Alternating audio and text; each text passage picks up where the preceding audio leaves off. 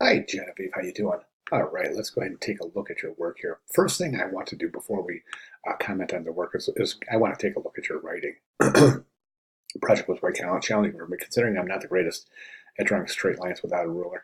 I think to a very high degree that might be the biggest challenge well, I shouldn't say that because it is pretty darn challenging to get those letter forms accurate and to get that spacing accurate. But establishing those guidelines, baseline, mean line, cap line, the straight lines, that's difficult. That's tough because they have to be perfect. If they're not perfect, the letter forms won't be perfect. I'll get to that a little bit more in a second, but knowing this made it difficult because I second guess whether or not my lines were straight enough and whether the letters were aligned correctly since I don't trust those lines. You're exactly right. Exactly. Now, we don't have to worry about these things on the computer, right? I mean, we have that baseline established, so we don't have to worry about the letters being aligned. That's one of the reasons we do this assignment manually is so that you can get an appreciation of the alignment, the shapes of the letters and the counter shapes of the letters, meaning the shapes around the letters, and how those all interact with each other to establish good expeditious reading typesetting habits, which translate, of course, to expeditious reading by your viewer. I'll get to that more in 1 second. But let me see here at interest list. Now that I'm looking at my finished product closely, I'm seeing the kerning should have been tighter, and I agree with that. But again, we'll talk about that. Let's jump right over to the work. So first of all, I want to commend you on your craft. I mean, this is really, really good. There's not one smudge or wrinkle on that paper. So really fantastic job there. And I agree with the baseline. The baseline is tough because the baseline has got to be perfectly level. So I'm going to take this. This is this Welcome to Week 1 course announcement. I'm just going to use this, the top of this. Watch the top of this. I'm going to use it as a straight edge. I'm going to place it right about the bottom of that A, the last A right here, where that should sit on the baseline. And then we can see as we move across, the letters are becoming further away from that baseline, meaning your baseline is on a slant. Okay, and then we take a look at. Let's take a look at the. Well, actually, let me describe how I would do this. Um, Actually, check that. Let's talk about the mean line. What's a mean line? Genevieve, a mean line is the line that connects the lowercase letters. Okay, so following that logic about a level baseline, if the baseline isn't level, okay, if the baseline's higher on this side than it is on this side, and you place your lowercase a here and then place the same exact lowercase a here through, I'm talking about on tracing paper through to the original document, okay, to establish your mean line. And again, I'll get to that in a second. But theoretically, if this isn't level, there's no way this could be level either, right? Since you're placing the letters on the baseline to establish your mean line. Okay, here's what I would do for the guides. Take your document, your original document, place it down on a paper. If you have a light table, that'd be great. Typically, when I do tracing, I don't have a light table, but I have a glass coffee table. So I just take a little lamp and I put it underneath there, and I make my own light table. At any rate, so this goes on the table, and then you take your tracing paper and lay it over this.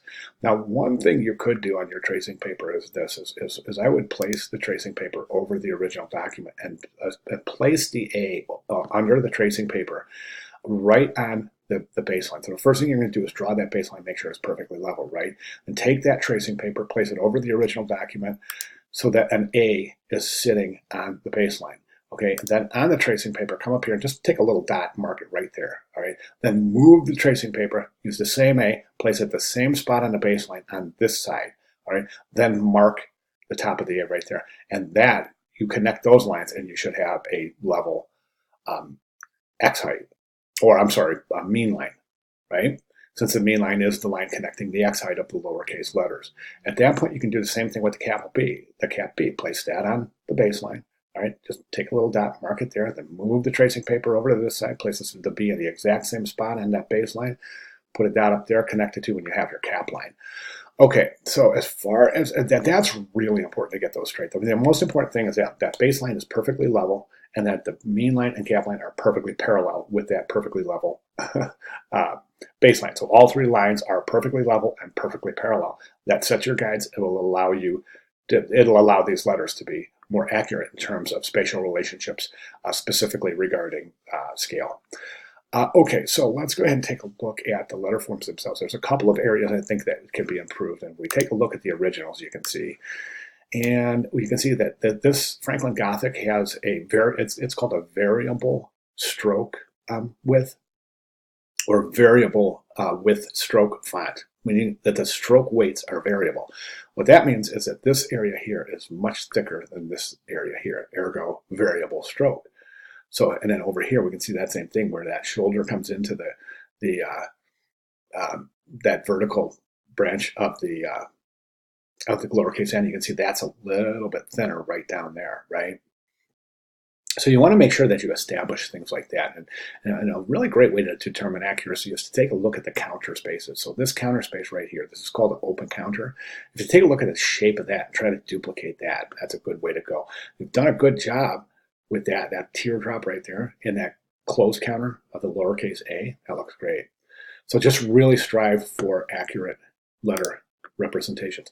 Okay, as far as the spacing goes, yes, I think you're a little wide here, and that's going to slow down reading naturally, right? Whenever we see a space, we naturally want to slow down or even break to a complete halt. So that's why letter spacing is so important. This letter right here is going to slow down the reading, specifically if it's spaced out like this in a sentence or even a paragraph. So what we want to do, and the reason letter spacing is so important, is because what you want to do is you want to keep in mind that whenever there's a break, the mind is going to want to take a pause. Okay, I should reverse that. Whenever there's a pause, whenever there's a space, the viewer is going to want to pause there. That's just our natural tendency for reading. If there's a space, we want to pause. So you can see, right, like let's say this space right here is wider than the other spaces. It's going to completely slow down the reading of this word banana. We're not going to look at it as one word banana. We're going to look at it as banana. And that's going to slow reading down, which will slow retention down. And it starts a whole chain of events that point to less than optimal letter spacing. Okay, so how do we space? Well, once you get that baseline, mean line, cap line established, first thing you want to do is place one of your letters. Okay, then you're going to follow. I would start with this letter right here, this lowercase a, and then we want to follow this rule right here. Okay, that the closest letter spacing should be between two curved letter forms. Okay, and then followed by the next widest should be between a straight letter form and a curved letter form, and then the widest should be between two straight letter forms. And the reason for that is because you want there to be equal volume here. All right, let's disregard that open counter, pretend that just comes down right there. Okay, that branch of that A comes down right here into the bowl. All right, so we're just looking at the space between the letters. We want that space to appear to be equal. Like if we were to pour a pitcher of water in here, the water amount that would be in between there would be the same as the water amount in between there. So theoretically, if we pour a pitcher of water between all the letter forms at the same time and the same rate, they're going to fill evenly.